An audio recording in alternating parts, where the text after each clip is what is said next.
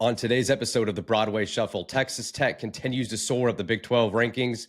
And will Texas Tech football be in the market for a new general manager? That and much more next on the Broadway Shuffle.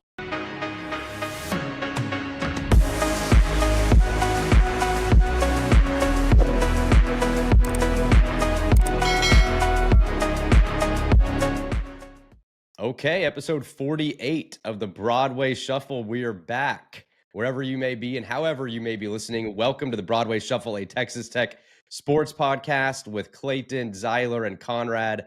I am Brennan, and we miss you guys.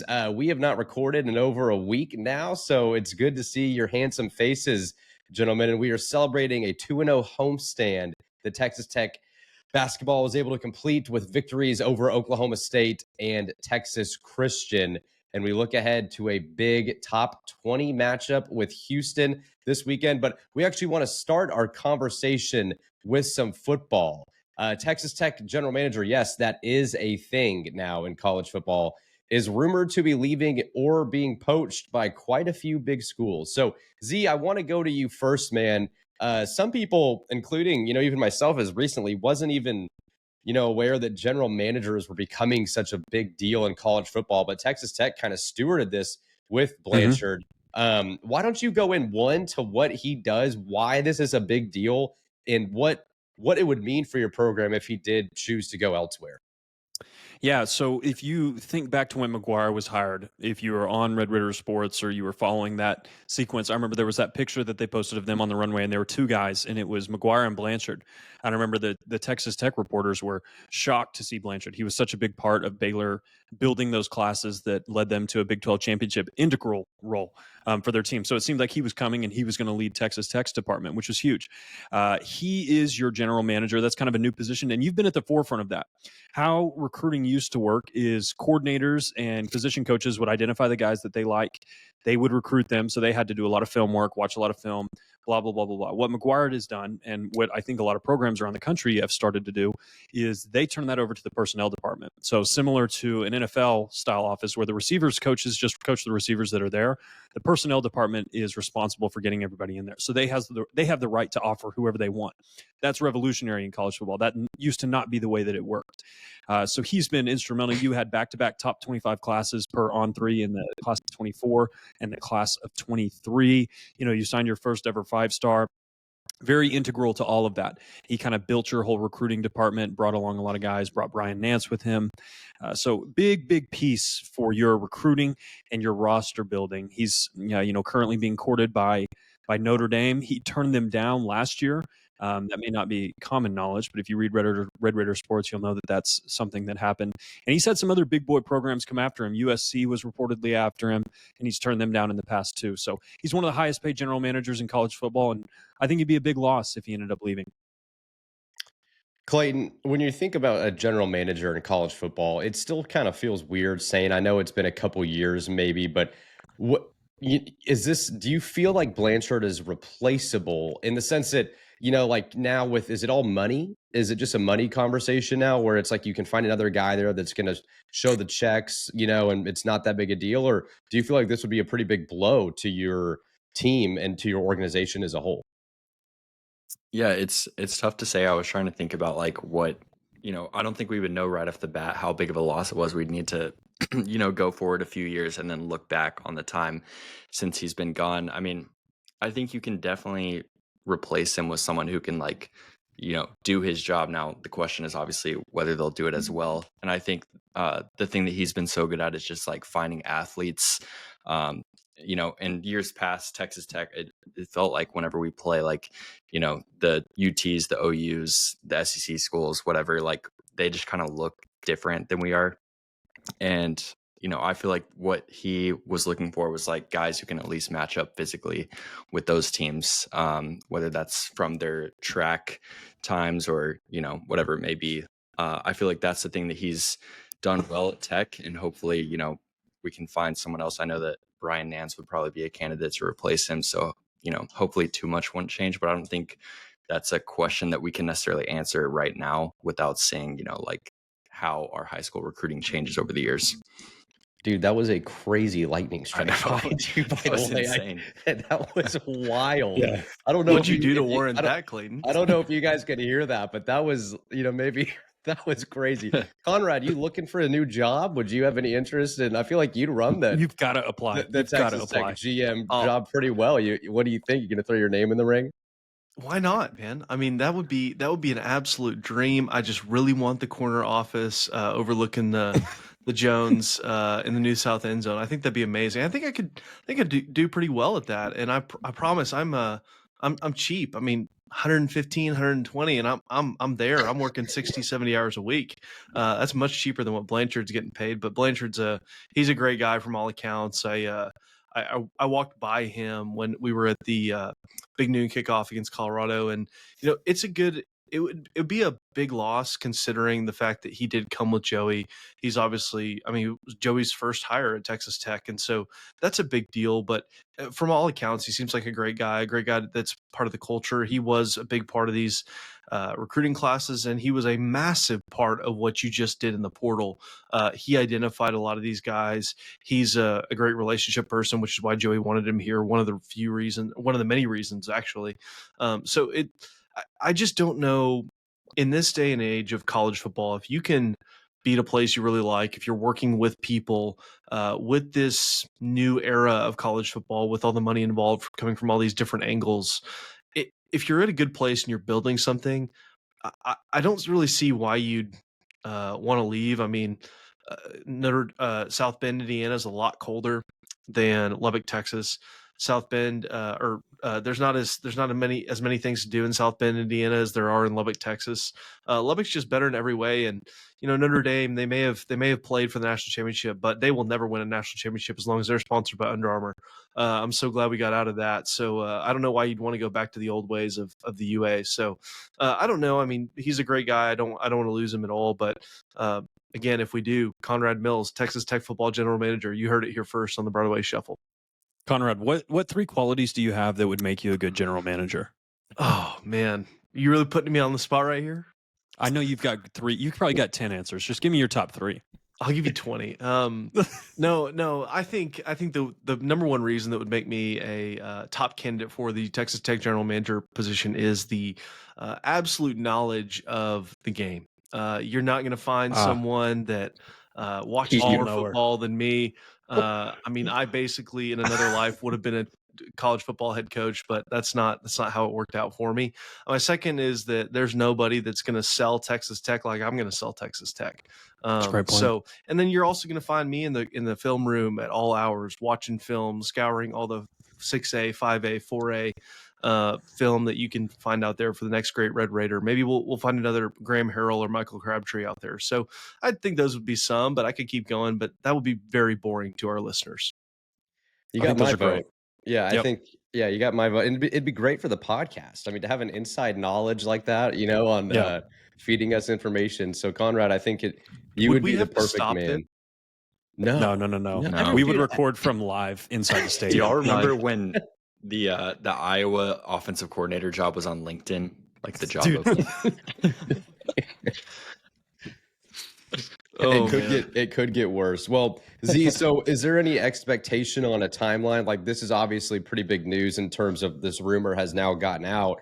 Do you expect a decision to be made? Is Blanchard in this process of thinking about it? Is Tech going to match an offer? Do we know anything on, is there anything on the table that Texas Tech has to match, or is it kind of a, hey, I think I'm going to walk out of here type situation? Yeah, the one guy that I've got inside the football program told me he thinks it's 50-50. He doesn't know if Blanche is going to stay or if he's going to go. I mean, obviously it's hit the Twitter spheres. So usually when national reporters are taking it, that means that their contacts at those universities are telling them that this is going to happen. So I would be surprised if he stays at Tech. But you never know. Ink's not dry. So we'll see what happens. Conrad Mills to the general manager position, still alive and well as of this moment. Well, and Blanche, if you're listening to this episode, which we know you love the show, I will come be your assistant and do anything you don't want to do to keep you at Texas Tech. So anything you don't like doing that's part of your job, let me know. I'll be there. I can start tomorrow at 6 a.m. right when you're listening to this. That's a big ask. You'd move to Lubbock tomorrow if you had to. I'll get in my car right now and go. Tell me the word. Tell me the word. Good- I'll go to goodbye, Lubbock. family.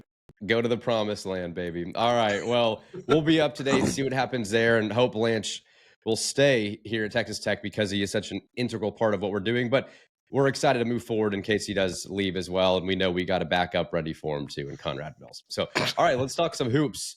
Texas Tech basketball, 2-0 at home against teams you should have beat, to be fair. And, Oklahoma State and TCU not going to necessarily move the needle for you in terms of moving you up and down a seed line too much. But you did what you had to do, especially getting into a huge game against Houston coming up on Saturday evening, which is now ranked 6th in the country. So that'll be a top 25 matchup. Z, I'll go to you first, man. Excuse me. Anything out of these wins? I know you didn't have Darion Williams against TCU, and you kind of struggled. You almost let Oklahoma State come back in on, over the weekend. Anything concerning to you that you saw, or is there anything maybe on a positive note that you saw that you're really starting to like as we're getting into the meat of our Big 12 schedule here in February? Yeah, I think your team is more resilient than last year's version. Last year, if you would have lost Darian, I think you would have just absolutely cratered. I think you've found ways to win in a variety of different ways. A TCU game, the rebounding was concerning, especially going up against Houston, who is going to smother the offensive glass. I mean, they are going to go after everything. It'll be A&M times 5. So, need to clean that up a little bit. And Darian helps with that just because he's such a bigger 3, or sometimes our 4. When Kerwin or Chance is having to play the 4, or it's just the rebounding's not there. So Darian helps you a little bit. Glad that you got those games out of the way. Those are you only have one more Q3 opportunity left on your schedule. So, good to get those past.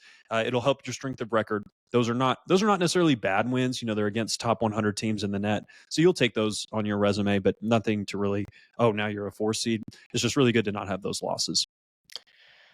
Clayton, you were talking more about Christian Anderson's role. What has it been like, in your opinion, seeing his kind of evolution, really, from being a true freshman and making the impact he is? He comes up big again, hits a big shot against TCU there late in the game that you needed. If you had to give one X factor for this team going into the second half of the Big 12 play, would it be Christian Anderson? Maybe. I mean, I feel like he's definitely raised the ceiling of this team considerably because, we definitely knew what we had with Darion, with Toppin, Hawkins. I don't think we knew how good Chance was going to be going into the year, but there was some unknowns, with Kevin Overton and then definitely Christian Anderson. I don't think anyone was expecting this. So having a guy like him who can come off the bench and, you can play him 30 to 35 minutes and he can provide the scoring whenever there's, a drought or it's not coming from somewhere else. I think that definitely raises the ceiling. I think, to answer your question, I'd probably say he's the biggest X factor. The only other thing I would say is like if Hawkins can get back to his 3-point shooting that he had at the very beginning of conference play, which I know tonight he hit 2. So that's definitely good to see. But I mean, if Hawkins is a scoring threat, I think that opens up a lot more of the offense. But, if you can get that out of Christian Anderson, it's just as good. Mm-hmm. Yeah, and Conrad, I don't know this answer off the top of my head, but you're now 9 games into conference and you're 7-2. I can't remember what our record was with the 2022 team or the 2019 team, but 7-2 through 9 games, that's got to be one of your best records at this point in Big 12 play. Am I wrong in that? Correct me if I'm wrong, but I saw on the broadcast that it was the best, that 6-2 before being 7-2 tonight was the best record you've had in Big 12 play since 2004, 2005. Wow. So that's what I saw on the broadcast. If my memory serves me right from an hour ago, I could be wrong, but that's what I saw, which is super impressive considering the fact that that's 20 years ago. And now you had your national championship run, your Elite 8 run, all those different things. And now this is the best record you've had. And I would venture to say, I'm no college basketball historian, but that the Big 12 is better now than it was back in those days, unless one of you guys want to tell me I'm dumb and I don't know what I'm talking about. But that's a big deal, being this good through and having this record through now 9 games. And so I think it says a lot about your team. And very well, you don't want to play the what if game, but you beat UCF and you beat Iowa State, which you could have very well beat both teams, and you're sitting there at 9-0 and top of the conference. So really impressed with this team so far. I think the best days are ahead, and it just feels like they keep gelling. You don't have pretty games. You have the ugly win like Kansas State. You almost let Oklahoma State back in the game. TCU was a little bit tighter for a little bit longer than we would have liked, but you find a way to win, and that's what matters in this conference. You keep stacking these, and you never know what can happen. I mean, I'm not going to say it's going to happen. We'll talk about it a little bit later, but you never know what can happen Saturday against Houston. You just don't know. Maybe we do know, but I'm hopeful there that maybe we'll pull something out. Brennan, this question's for you. Who's the best player on our team right now? In terms of most important player on your team, if you're just going like who I think we need to make a run, I would still say Darion Williams, just for what he brings to you across the board. But in terms of your best player right now on your team, I'm going to say Elijah Hawkins. And I'm going to say that because of what he's been doing offensively, elevating. I think what it's done for your roster as a whole. Is he, is he better than JT Toppin just as a pure basketball player? Maybe not. But what Elijah's been able to do, in my opinion, and I might be biased towards the guard, but elevating his ability to shoot the three. He's not turning the ball over. He's dishing out assists at a rate we have not seen from a guard at Texas Tech in a long time. I'm going to say Elijah Hawkins, just based off what he does that allows you as a team to go 5 out and play very fluid and free basketball. I don't think you have that without Elijah Hawkins. So that's a surprise pick, maybe. I mean, it'd be easy to say Chance or D5 or JT Toppin, and you'd probably be right in all those. But right now, I think what Elijah's doing as a point guard is pretty special, and it's really elevated where you could go, not just in the Big 12, but nationally, I think. Yeah. So him as a passer is so interesting because he's not like the traditional point guard where a lot of their assists come from, I beat you off the dribble, and now it's, 5-on-4, and I get to just kick to the open man at the 3 or the guy that has to help off. Like, he doesn't really attack the paint that often. Like, his assists are really impressive. I mean, they rely a lot on good 3-point shooting, but yeah, very, very unique player. So different than what Joe Toussaint was for you last year, even though they're about the same size. Just incredibly different players. And maybe that's why I think that, because you're looking at what Joe and Pop were last year, which was, either very high or very low, not a lot of consistency. You didn't really know what you were getting. With Elijah now, I feel like especially since Big 12 play has started, you're just seeing him be able to not only find teammates well, but also shoot the ball well. And when he can do that, like he had a play against TCU coming off a screen where it's like he put a dude in a blender and he ended up missing the shot. But it's like you can tell that he's playing with this confidence that we did not see him play with in the non-conference slate, which has just elevated your team. And he's a big reason why I think you could beat Houston, because I trust him to make the right read, make the play, be a true floor general.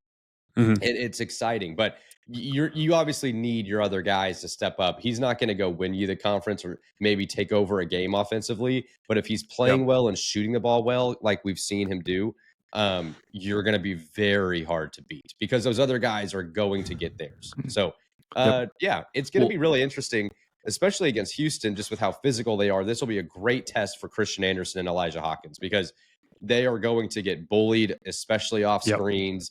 It's going to be the most physical game Christian Anderson has probably ever played in his life.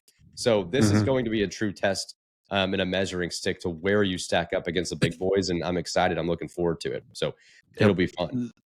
Zyler, I love that question because I think you can legitimately make a case for multiple players on this team. I think you can say Elijah. I think you can say JT. I think you can say Darion. I think you can say Chance. I think you could even make a case for Christian Anderson. And so I love that question because I think the answer is, it's clear based on whichever angle you want to look at it from. But the fact that you have so many guys that are playing at such a high level right now and have played big minutes for you is a really, really good sign going forward. I feel like that might be the biggest difference in this year's team and last year's team. Like if you asked that last year, there would probably be 90% say Darion and maybe 10% say Pop. And after that, it drops off a cliff. And this year, like you said, you can make a case for at least four guys. I'm just looking at the box score for tonight. I didn't realize Chance and JT played 38 minutes each.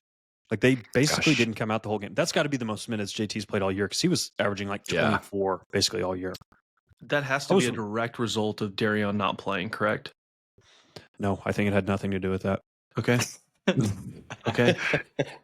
All right. Well, shows you how much I know. Stick to football, man. Stick to GMing football, Conrad.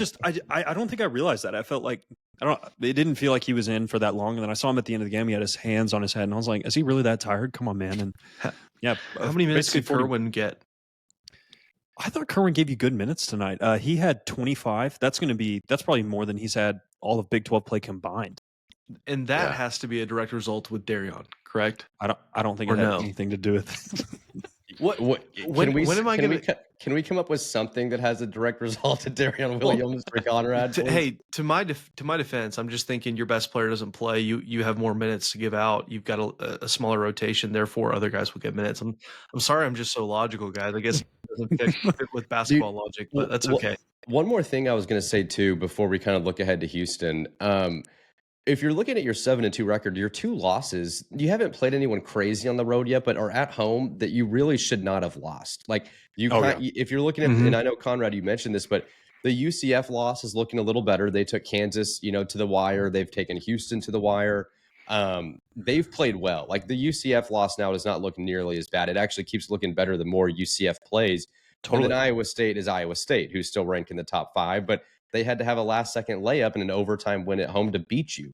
So if you go a step farther, St. Joe's buzzer beater loss, and so you're looking at these losses. A&M, you didn't have Toppin. You're 16-4 now, and you can make an argument that you could be 20-0 if you're fully healthy. Maybe when a ball bounces 11 points and a ball bounces your way. So it's like this is a very talented team that I know we kind of got a little anxious there early on, but this 5-game win streak in conference, they've been able to kind of showcase what they're made of. And it's exciting. I mean, it's something where you're like, man, I cannot wait till March, because if this team gets under a 6 seed and gets on that line, it's like I will be picking them to make a run based off what I'm seeing so far, because they can beat you in so many ways, Clayton. For sure. It's crazy that – sorry, go ahead, Zyler. No, please. I was just about to say, it's wild that we went from, outside the bubble, like by a few teams, to being like, if we somehow beat Houston Saturday, we'd be a tournament lock at that point, pretty much. I think so. If we lost every game, we'd be sweating on Selection Sunday, but that's not going to happen. So, But what were you going to say, Zyler? Yeah, it's the other wins that are aging really well. That BYU win on the road is aging remarkably well. BYU is making a tournament push. They're top 30 in KenPom now. That's a top 30 road win. Those are incredibly hard to come by. You only get so many cracks at that, and facing a top 30 team on the road, you're likely an underdog. That win has aged remarkably well for your team. And then this is going to sound weird. That Kansas State win is aging really well. They're dominating Oklahoma State, which they're expected to win by 7. But if they move up a couple more spots or several more spots in KenPom, that'll be another Q1 win. I mean, you could go to, if Utah moves up a few spots, you could have 5 Q1 wins in a couple days. And that would be remarkable for your resume. Yeah. So Conrad, that Kool-Aid factory, I think I see a little Kool-Aid man now next to your Pillsbury Doughboy guy there behind you. Is that Kool-Aid factory humming? Is it back in an open here for basketball season now? Well, it's a new one. If you remember, we had a new factory constructed for the basketball team, and it is fully operational now. At this point, we were putting the finishing touches on, but got little Mr. Kool-Aid Man back there next to Pillsbury Doughboy, right under the protection of the double T. So the double T is protecting both of my 2 good friends back there behind me, but the Kool-Aid factory for basketball is up and running. That's good. That's good to know, man. We'll really see what it is made of against Houston when we're back on Monday to discuss that. But let's look ahead to the Cougs here real quick. Z, obviously this team, you were saying, I don't know if this was earlier, this might have been off air, that this is probably the best Houston team, you've seen in a long time. And that includes the number 1 seeds of years past. What makes this team so hard to stop, so hard to beat? But where do you think that Texas Tech might be able to find some holes to come out of Houston with a win? Yeah, I mean, you look at this team, so they're going to have the number 1 defense in the country by a significant margin. It is an elite defense. They make you work for everything. They're second in the country in effective field goal percentage. They force turnovers on 23% of opponents' possessions.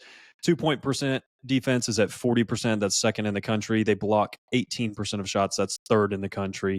They also stop free throws at the best rate in the world, or 10th best rate in the country at 66.5%. So they're getting fortunate there on the free throw rate.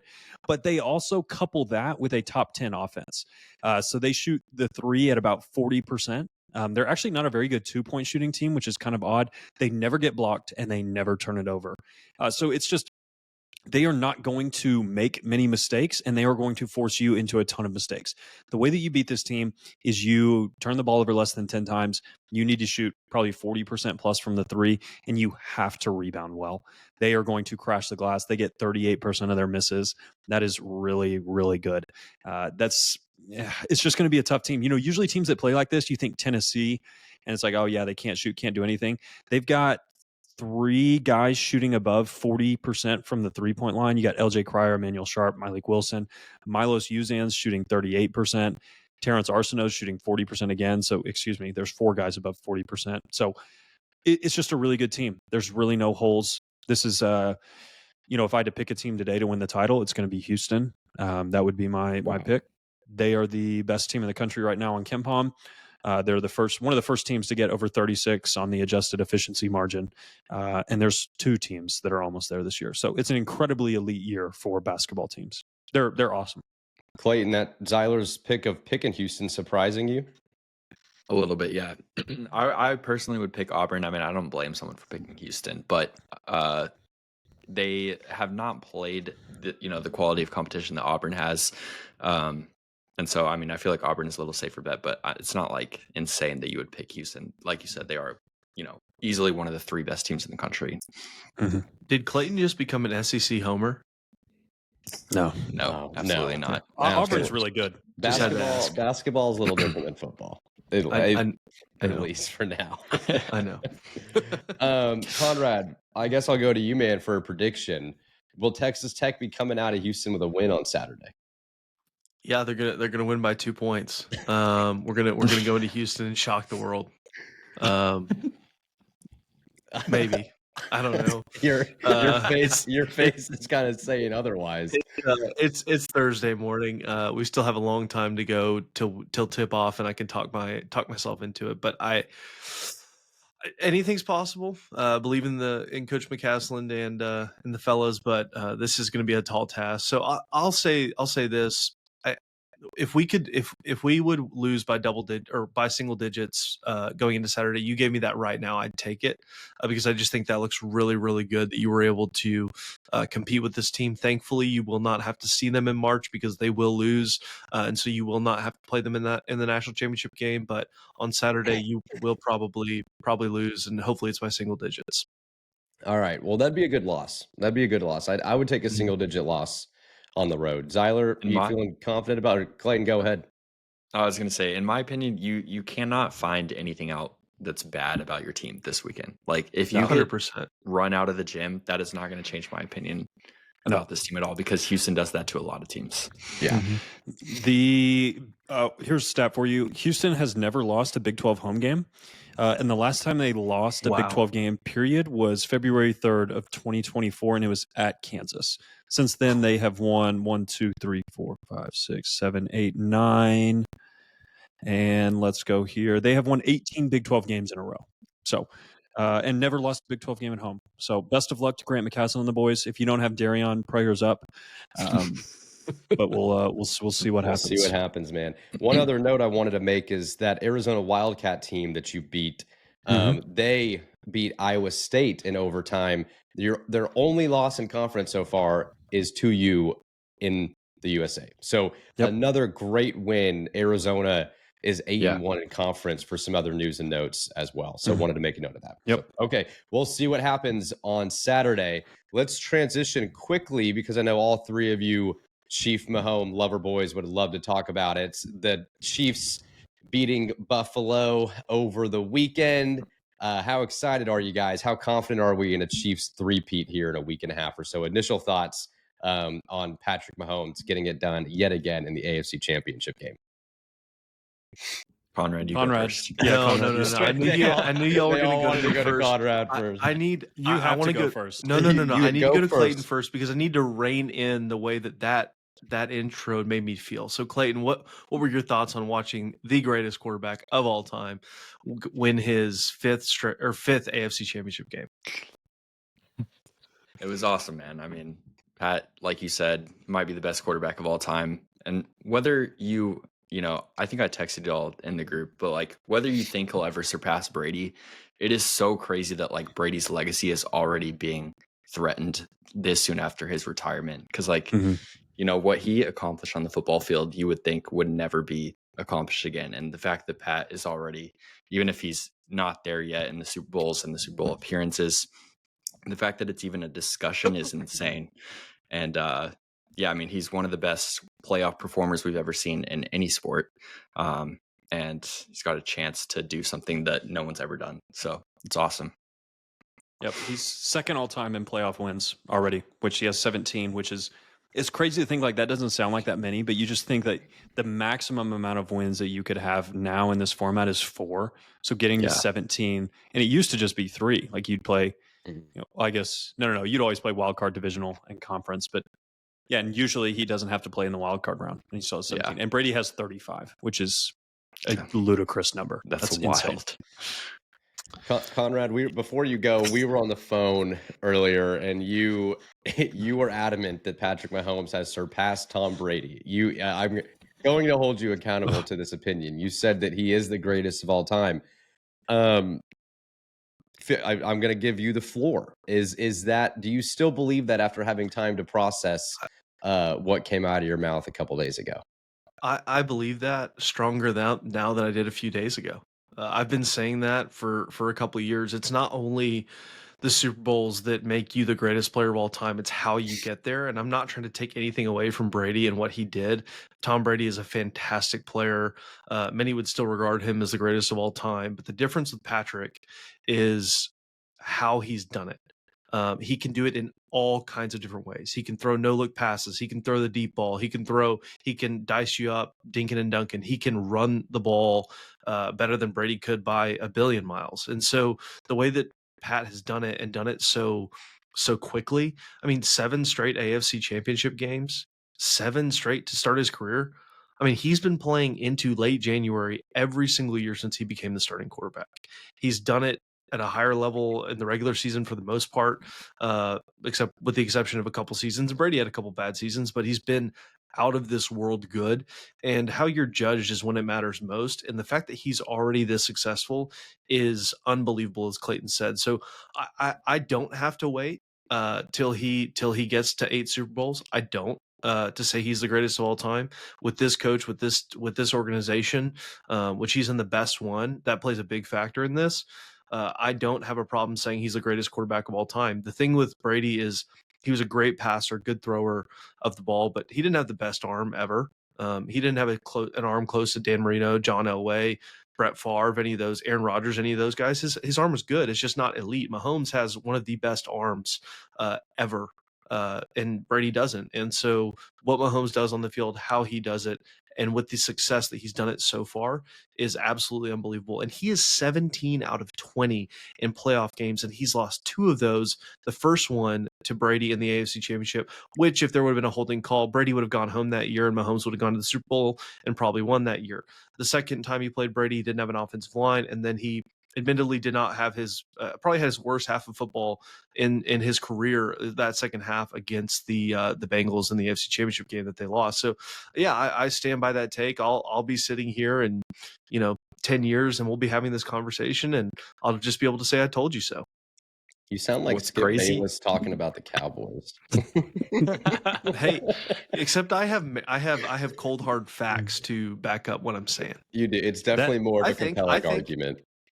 No, it is. Sorry. Go ahead. Brady has like 2 super fraudulent Super Bowls. Those first 2 were like he didn't do anything. In my mind, those don't really count. But and he scored 13 in the 13 and won a Super Bowl. Yeah. No, I was about to say what's crazy is the call that you bring up, the defensive offsides. If that didn't happen, I mean, sorry. Yeah, no, I knew what you meant. But it could be 4-6. Yeah, like Mahomes, if he won this year, I think would be like universally known as the GOAT. Yeah. So I y'all, don't think he has to get to. I don't think he has to get to 8 to be the GOAT because of who he is as an individual player. That Brady never touched the heights of athleticism and arm talent that Mahomes has. That's why, and if Mahomes plays long enough, which I think he will, I know Brennan's going to bring up the longevity question.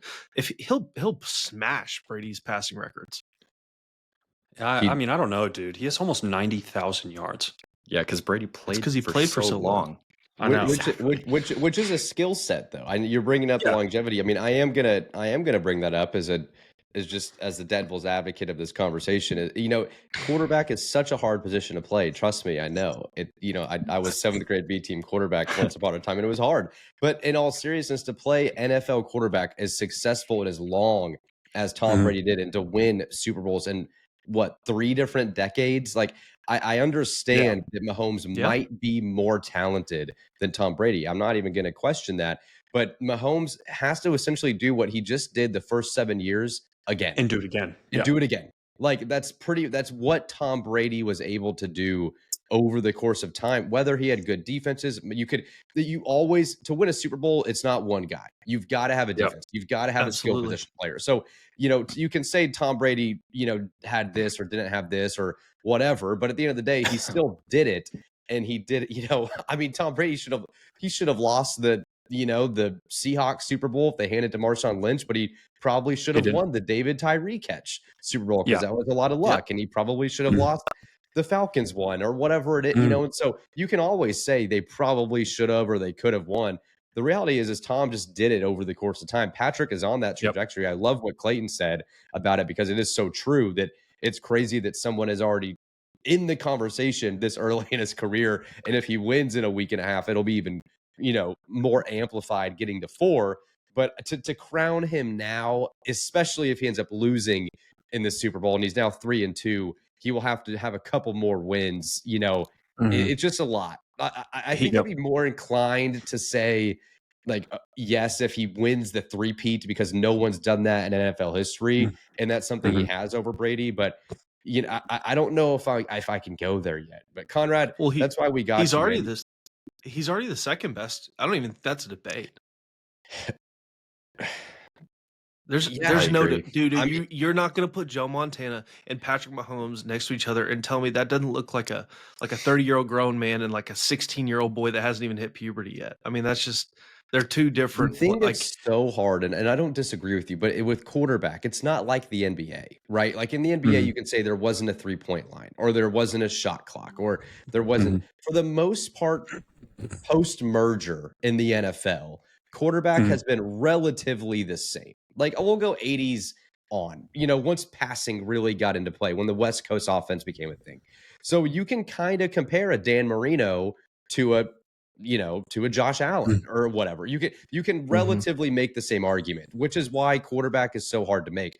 What Mahomes has done, but some of these guys like Montana, Manning, you know, it's hard to say that he is unequivocally better than those guys at this point. If he has a Super Bowl, if he gets to 4, you can, and you want to go based off accolades, and you know, I can't fault you for that argument, but it's a hard argument to make when the guy's only played, you know, 7 seasons. He's just done crazy things in that 7 years. It's wild, but it's it's hard to say. He's easily off to the best start of all time. There's nobody that's started better than he has. It'll be, like you said, Brady did it over another 7-year period, and when Andy Reid retires, which I think is in, you know, probably less than 3 years, what do the Chiefs look like?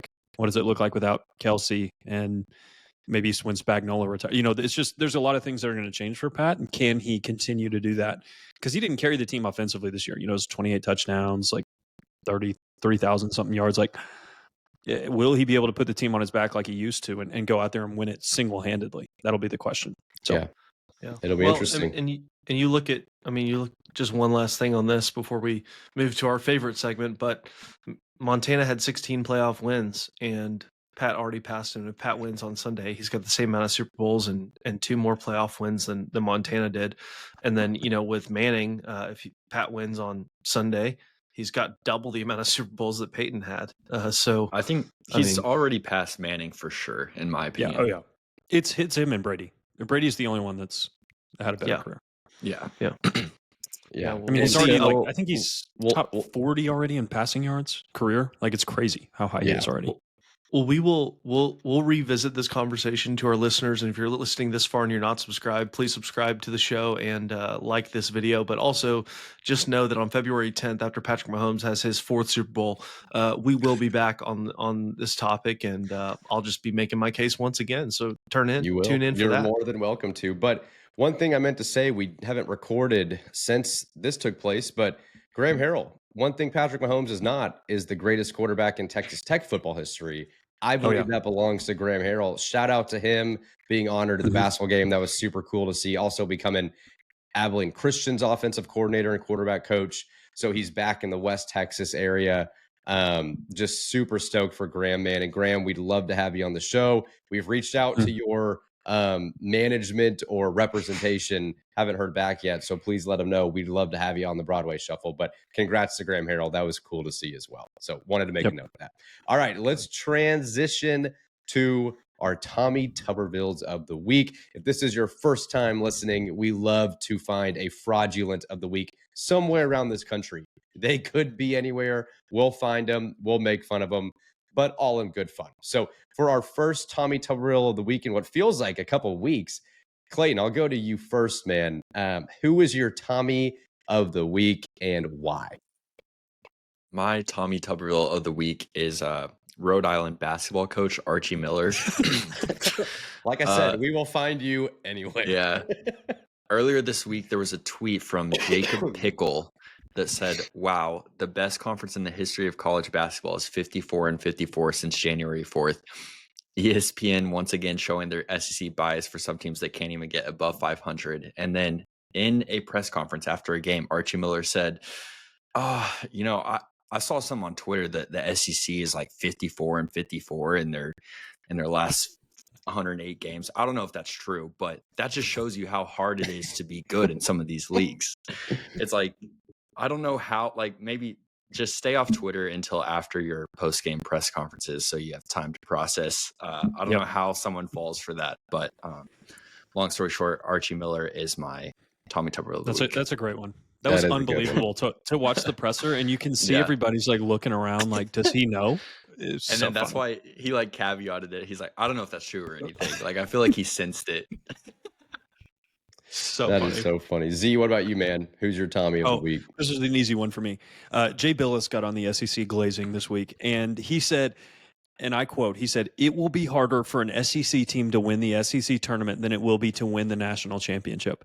One, that conference has not won a March Madness national championship since 2012, so they can, maybe they should work on that. They've got a great shot this year. But if you look at the turning cast, and I'll share it with everybody here, it is, let me just show you the percentages and show you how crazy this is. Auburn, the best team, has a 35% chance to win the SEC tournament. They currently have a 15% chance to win the national championship. It's basically it's twice as hard to win the national championship than it will be to win the SEC tournament. I have no idea what Jay Billis was talking about. Factually disputable, clearly not true. I don't know what he was thinking, but Jay Billis, you are my Tommy Tuberville of the week. Yeah, it is interesting because the SEC has like 9 teams in the top 25 this year. I guess I get what he's saying, but just percentage wise, especially with the odds of what the NCAA tournament represents, you're going to be very hard pressed to make sure that is a lock. It's going to be very difficult, even though the SEC has some studs. So that's pretty funny. Jay Billis, welcome, your first ever Tommy Tuberville of the week. Conrad, who is yours, man? Yeah, so when I initially thought about this, it was going to be a group of people. And I thought better to myself because that group of people is probably, 95% of the United States of America. And so I thought, why not be a little more specific with my Tommy Tuberville of the week? And so for the first time ever, on this show, a Broadway Shuffle member is going to award another Broadway Shuffle member the Tommy Tuberville of the week. So my Tommy Tuberville of the week is Brennan Baxter for how much he has I was not been a hater on the Chiefs and rooted for the Buffalo Bills. So Brennan, you are my Tommy Tuberville of the week, man. You got to be a Texas Tech Chief like everybody else, and I don't know, man. I don't know how you're handling being 0-4 against Patrick Mahomes in the playoffs, but Brennan Baxter, you are my Tommy Tuberville of the week. That's hilarious. That is so funny because one, you gave no explanation, and two, I had no idea that was coming. Yeah, well, it's because you're rooting for the Bills. It is, and there's multiple reasons why I root for the Bills. Our listeners don't need to know why, but I am a big Josh Allen fan and a big Buffalo fan, and so yeah, I'll wear it. I'll wear it like the rest of Bills Mafia has for the last 40 something years. Easily the most, like, I don't know if you want to call it cursed franchise, yeah, whatever you want. Absolutely. But like how they've lost, why the way they've lost games, the wide right, the drop passes, the 13 seconds. You could not go through the history of the NFL and find a more unlucky franchise than Buffalo, and it sucks because it's happens to the great people of Western New York, where some of my family is from. So it is very difficult, but hey, I'll wear it like the rest of Bills Mafia and root for him again next year and get heartbroken one more time. And if at least it's to Pat. I do love Patrick Mahomes. I just don't necessarily wear the Texas Tech Chiefs like some others do, and that's fine. I'll take it. So, all right, Tommy, go ahead. My heart would go out to you, but that's okay. Enjoy the win. Wear it with pride. Okay. My Tommy Tuberville of the week is Dan Hurley, UConn's head coach. This happened probably a little over a week ago, but he had an official and said, "Don't turn your back on me. I'm the best coach in the country." I think there were a few explicit words that he had used as well. UConn proceeded to lose 3 of 5 and have kind of dropped off a little bit as well. So a little bit of humble pie for Coach Dan Hurley. He's able to do it, I guess, being a back-to-back national champ, but just a bad look, to say that to a ref in a game, and then have your team kind of go, and struggle the way they have. I think they're now 25th in the country in the AP poll. They struggled to beat DePaul as well. So UConn coach Dan Hurley, welcome to the Tommy Tuberville roster. You are mine of the week. Probably can't get worse than yourself finding yourself on the Tommy Tuberville of the week, but that's okay. Dan Hurley, welcome. Yep. So all right, man. Well, Z, let's close the show with some Tech trivia. Back at it as well. What do you have for us as we close the show today? Yeah, the story of Texas Tech's basketball season has been their offensive efficiency, and this is per KenPom. You have scored, or from a game perspective and an offensive rating perspective, 3 of your all-time greatest offensive performances have come in this season in the top 10. So when you look at, when offensive efficiency, the 9th, the 4th, and the 1st overall offensive efficiency. Do you know which game this year we graded out the highest offensively? And we scored 1.55 points per possession. That's insane. I'm gonna guess Utah because we scored 93 points, but there's probably some non-conference game we had better. But I'll go Utah just because it's fresh in my mind. Yeah, I'll go Northern Colorado. Mm-hmm. I can't remember. I'm gonna go Utah. I honestly can't remember our non-conference games. I know we played Bethune, Cookman, and Duquesne, but I don't know how many points we scored against either one of them. Duquesne. Or did we not play them? It's Duquesne. No, we did. Duquesne. Sorry. Did we play Duquesne? No, we didn't play we Duquesne. did. We didn't play that. Yeah. Well, I don't know why they were in my head. No. They Sorry, were a Cinderella last year. They won the A10 tournament. And they made it with that ratty old coach. Yeah, Sorry, Brendan, you are correct. It is Utah. You were an absolute inferno that game. Yeah, 1.55 points per possession is ludicrous. That's the best offensive performance you've had in your school's history, and it's by a significant margin. The other 2 that happened this year were against Lamar when you scored 101, and then against Wyoming, oddly enough. So you were at 1.39 points per possession in the Wyoming game, and against Lamar, you were at 1.46, which is crazy efficient. Wow. Yeah, that is wild. This team, man, offensively, I'm telling you, it's exciting. It's exciting what they can do, and it'll be a good test against Houston. So I think getting the trivia right should get you off the Tommy list, but maybe not. Well, that was a lot of fun, guys. I miss seeing y'all. It's not fun skipping a day to record, so let's not do that again. And for our shufflers and our listeners, thank you so much for checking out the show. if you haven't seen, we have interviews as well on our YouTube channel. We've got Chris Level, CJ Baskerville, Taj Brooks, Jacob Rodriguez. We had Eric Gutierrez, former Texas Tech baseball player and coach of now assistant coach on the baseball team, was with us last week. That show is now up on YouTube as well. So make sure you like this video, subscribe to our channel so you never miss any of our reaction, any of our daily and weekly shows, as well as some of our athlete and coach interviews as well. So we'll be back on Monday to look over the Houston game, maybe get into some more Patrick Mahomes debates. And we will also hopefully be celebrating I don't know, something else. We'll find out. Maybe another interview or two. We'll see. So for Clayton, Zyler, and Conrad, I'm Brennan, and we will see you guys next time on the Broadway Shuffle. Wreck 'em and have a great weekend.